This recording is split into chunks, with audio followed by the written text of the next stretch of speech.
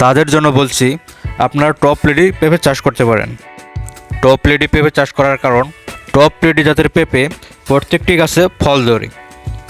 প্রতিটি গাছে 50 থেকে 120 কেজি পর্যন্ত ফল ধরে থাকে। এটি তাইওয়ানের উচ্চ ফলনশীল বামন প্রজাতির পেঁপে। এই জাতের পেঁপেগুলো বেশ বড় হয়, কাঁচা পাকা উভয়ভাবে বাজারজাত করা যায়।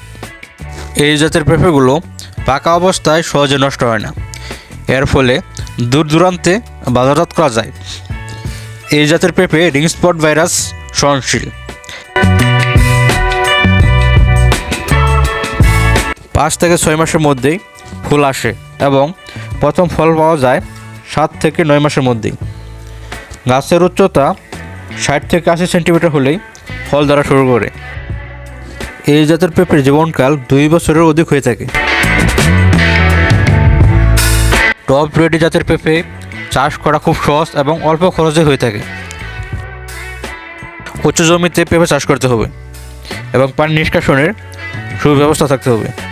কোনো অবস্থাতে যেন পেঁপে বাগানে পানির জমে না থাকে। বাগান সবসময় পরিষ্কার রাখতে হবে। গাছে অতিরিক্ত ফল ধরলে কিছু ফল ছাঁটাই করে দিতে হবে, কারণ অন্য ফলগুলো যাতে বড় হয়ে যায়। গাছের গোড়ার মাটি কোদাল দিয়ে হালকা করে দিতে হবে। তাই বলা যায়, টপ লেডি জাতের পেঁপে চাষের মাধ্যমে আপনারা অধিক লাভবান হতে পারবেন।